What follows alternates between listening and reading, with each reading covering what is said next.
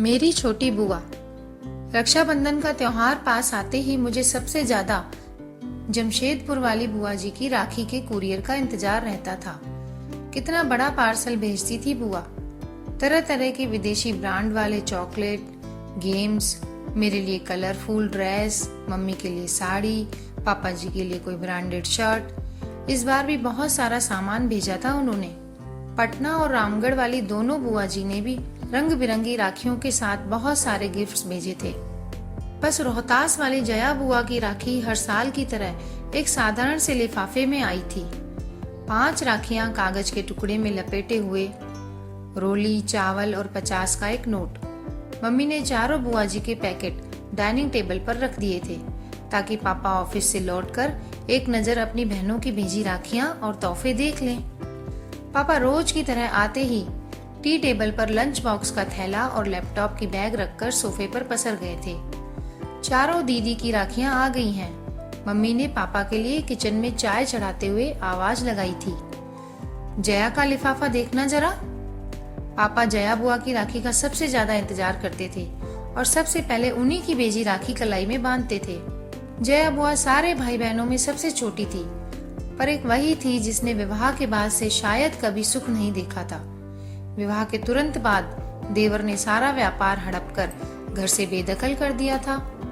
तब से फूफा जी की मानसिक हालत बहुत अच्छी नहीं थी। मामूली सी नौकरी कर थोड़ा बहुत पैसा कमाते थे। बेहद मुश्किल से बुआ घर चलाती थी। इकलौते बेटे शाम को भी मोहल्ले के साधारण से स्कूल में डाल रखा था। बस एक उम्मीद सी लेकर बुआ जी किसी तरह जिए जा रही थी। जया बुआ के भेजे लिफाफे को देखकर पापा कुछ सोचने लगे थे। गायत्री, इस बार रक्षाबंधन के दिन हम सब सुबह वाली पैसेंजर ट्रेन से जया के घर रोहतास उसे बगैर बताए जाएंगे। जया दीदी के घर? मम्मी तो पापा की बात पर एकदम से चौंक गई थी। आपको तो पता है ना कि उसके घर में कितनी तंगी है। हम तीनों लोगों का नाश्ता खाना भी जया दीदी के लिए कितना भारी हो जाएगा। वो कैसे सब कुछ मैनेज कर पाएगी? पर पापा की खामोशी बता रही थी कि उन्होंने जया बुआ के घर जाने का मन बना लिया है और घर में ये सबको पता था कि पापा के निश्चय को बदलना बेहद मुश्किल होता है। रक्षाबंधन के दिन सुबह वाली Dhanbad to Dehri on Sone passenger से हम सब रोहतास पहुंच गए थे। बुआ घर के बाहर बने बरामदे में लगे नल के नीचे कपड़े धो रही थी। बुआ उम्र में सबसे छोटी थी, पर तंगहाली और रोज की चिंता फिक्र ने उसे सबसे उम्र दराज बना दिया था। एकदम पतली दुबली कमजोर सी काया, इतनी कम उम्र में चेहरे की त्वचा पर सिलवटें साफ दिखाई दे रही थी। बुआ की शादी का फोटो एल्बम मैंने कई बार देखा था। शादी में बुआ की खूबसूरती का कोई जवाब ही नहीं था। शादी के बाद के 11 वर्षों की परेशानियों ने बुआ जी को कितना बदल दिया था। बेहद पुरानी घिसी सी साड़ी में बुआ को दूर से ही पापा मम्मी कुछ क्षण देखे जा रहे थे। पापा की आंखें डबडबा सी गई थी। हम सब पर नजर पड़ते ही बुआ जी एकदम चौंक गई थी। उन्हें समझ नहीं आ रहा था कि वो कैसे और क्या प्रतिक्रिया दें।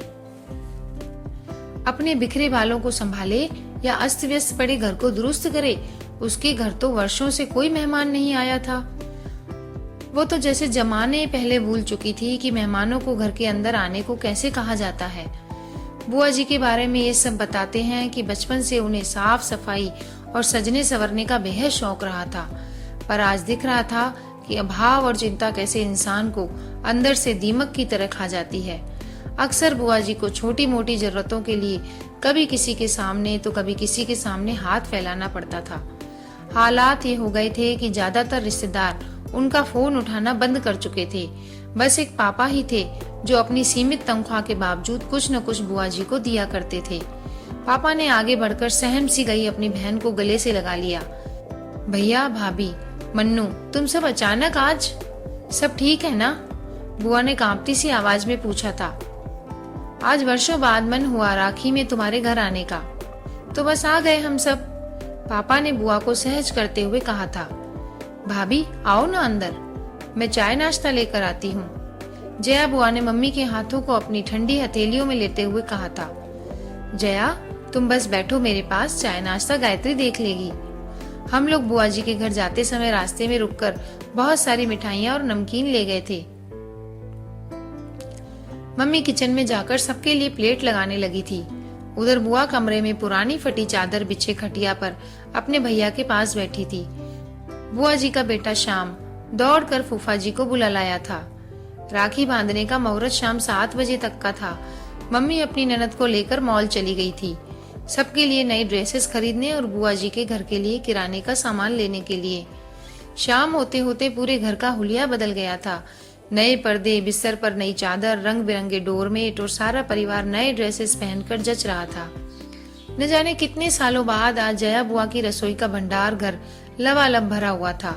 धीरे धीरे एक आत्मविश्वास सा लौटता दिख रहा था बुआ के चेहरे पर सच तो ये था कि उसे अभी भी सब कुछ स्वप्न सा लग रहा था।